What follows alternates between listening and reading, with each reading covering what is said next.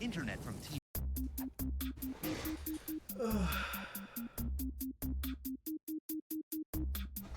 Spirit Airlines is shutting down. It is almost hard to believe that those signature yellow planes just won't be around anymore. The final Spirit flight flew from Detroit to Dallas, landing just after midnight on May 2nd, likely marking the end of what might be the most infamous airline to ever exist. More on that later, but 17,000 people have lost their jobs and tens of thousands of travelers have been left stranded. If you go to their website, you will find an announcement that reads, "It is with great disappointment that on May 2nd, 2026, Spirit Airlines started an orderly wind down of our operations effective immediately. To our guests, all flights have been canceled and customer service is no longer available. We are proud of the impact of our ultra low-cost model on the industry over the last 33 years and had hoped to serve our guests for many years to come." Not incredibly surprising to anybody who has been following the state of the company, considering they filed for bankruptcy in November of 2024 that was followed by a second bankruptcy less than 1 year later. Obviously, those are troubling signs, but still, companies are often able to recover from bankruptcies, especially in the airline industry. What y'all think of the Spirit Three Airline? of the big four U.S. airlines, Delta, American, and United, have recovered from bankruptcies in the past. In fact, the last major U.S. airline to completely shut down like this was Midway on the day after the 9/11 terrorist attacks, almost 25 years ago. So when you look at it that way, something unusual is happening here. We are witnessing history. Spirit is going to be frozen in time and become one of those things that make us think about this era. A lot of people have been requesting that I make this video trying to explain the unique situation. There have been more suggestions for this topic than anything else I can remember for a long time. So for today, I want to deliver by outlining what I believe to be 5 of the biggest reasons behind the collapse of Spirit Airlines. Starting out with the most obvious reason, everybody here is thinking it, a negative reputation. And what else can I possibly say here that has not been said a million times already? Spirit receives an abnormally high rate of complaints from customers,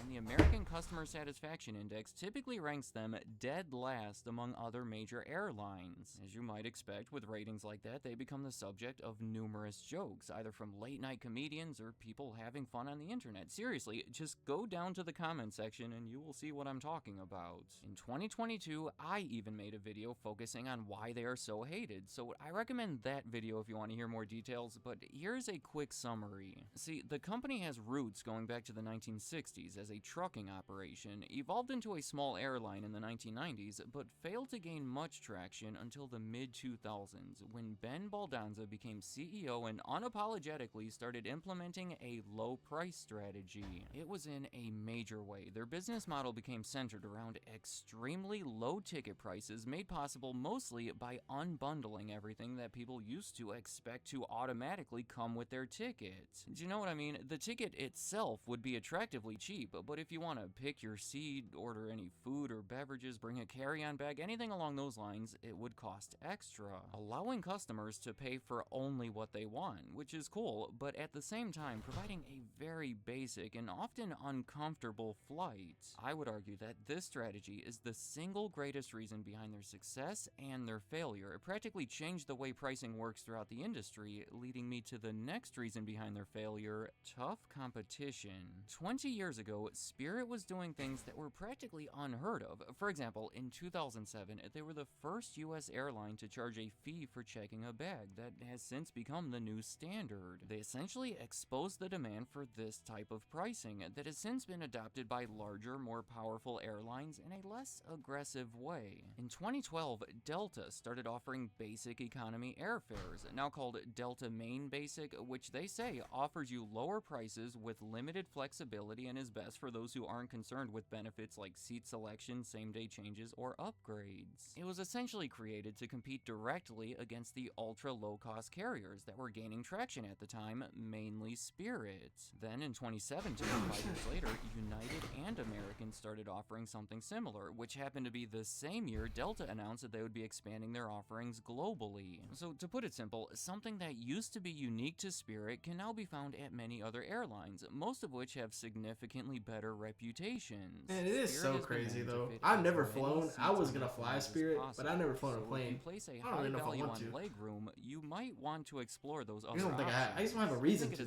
But like, this would have been a good way to kind of get into it. Any other comparable offer. My next reason on the list is going to be a quick one: the pandemic. And I'm not saying anything revolutionary here. Lockdowns, restrictions, and an overall fear of spreading the virus led to a drastic drop in travel, which was bad for all the airlines. But Spirit really had a hard time recovering.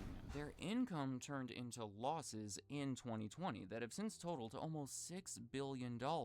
If you had invested $100 in Spirit at the end of 2019, shortly before the start of the pandemic, it would have been down to less than $1 5 years later, which is not only worse than the rest of the stock market, but worse than the rest of their industry. And of course, a lot of it does have to do with the reasons I already mentioned, but the situation has been complicated by unexpected extra costs, which is the next reason on my list. Due to engine issues, dozens of their planes had to be grounded for extended periods for inspections and repairs, which has impacted their revenue, their efficiency, and is commonly cited as a factor behind their bankruptcies. Their cost of labor has been rising, a lot of it stemming from the industry-wide shortage of pilots. Fuel costs have just about doubled in the months following the start of the war with Iran. They say it added $100 million in incremental costs in March and April alone, which they believe is the most immediate reason behind their recent shutdown. By the way, fuel and labor have traditionally been the most expensive parts of keeping the business running, combining for about 55% of their operational costs in 2025. So when your biggest expenses become even bigger, that can be an issue and make it difficult to turn a profit, which is what we have been seeing. At that point, you almost have to borrow money to cover these costs, which leads to more costs in the form of interest expense, which can be a lot to overcome for a company with a reputation like this that many people have been aggressively avoiding. Remember, Spirit is known for low prices. That is about what they have to offer, and if their expenses become too high to be able to deliver that, well, there is just not much of a business there anymore. Also, inflation has left people with less money to spend on fun activities like vacations, and since Spirit relies heavily on people traveling for leisure, this has been yet another issue for them. People traveling for work tend to use bigger airlines that have more attractive loyalty programs for frequent flyers, leaving Spirit more reliant on a group of people that are simply not traveling as much right now. Going back to the list, my final reason behind the collapse of Spirit Airlines is multiple rescue attempts. In 2022, there were months of negotiations for Spirit to be acquired by Frontier Airlines, which, at least on the surface, seemed like a promising deal, joining together two of the biggest ultra-low-cost carriers in the US. Frontier is from Denver, whereas Spirit is from Florida, so it would have joined the East and West operations under one company. On top of that, the CEO of Frontier at the time was Barry Biffle, who had previously spent 8 years as the chief operating officer over at Spirit. Today, he believes that the merger would have saved the company, and I think most would have to agree with that. However, the shareholders of Spirit voted against the deal because there was a more attractive offer on the table. When I switched to Allstate, I saved hundreds. My old insurance. Frontier was offering a cash and stock deal worth around $2.8 billion when JetBlue came in with an offer worth around $3.6 billion. So here we have yet another deal that would have likely saved Spirit that also failed to happen. This one was challenged by the Department of Justice as part of the antitrust crackdown from the Biden administration. I want to point out that as of 2026, Spirit only holds about a 3 to 4% share of the market. So either one of these mergers would have created a company maybe about half the size of the Big Four. It was ultimately blocked by a federal judge that feared JetBlue would not continue operating as an ultra-low-cost carrier, and I guess that would reduce competition in that segment. It is a controversial decision, especially now. At the time he made the statement, Spirit is a small airline, but there are those who love it. To those dedicated customers of Spirit, this one's for you. Yeah, that is such a silly statement looking back, because blocking that merger almost certainly hurt Spirit Spirit more than allowing it would have. The company's stock lost almost half its value following that decision, and that is where things really started falling apart.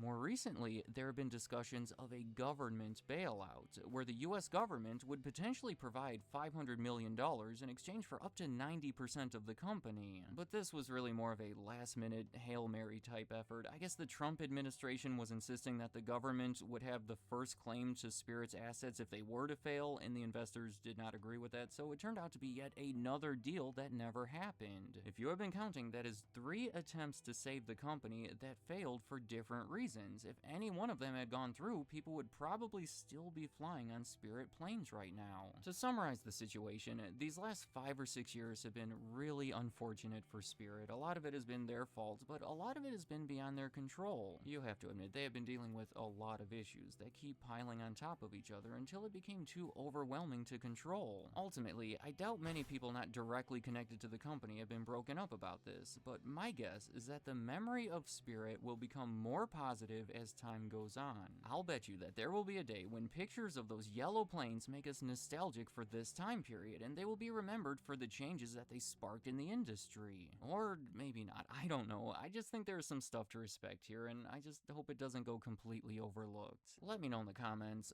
what are your thoughts about Spirit? Are you happy to see them go, or are you going to miss having them as a low price option? Do you have any experiences that you would like to share, positive or negative, with one of their flights, or have you just completely avoided them? And finally, what do you see for the future? Will the Spirit name live on in some shape or form, or is this truly the end of it? And any other thoughts you have about Spirit Airlines, leave them in the comments. I'd like... Bro, it's so crazy though. It is so fucking crazy about Spirit. Oh man. Rest in peace. Rest in peace.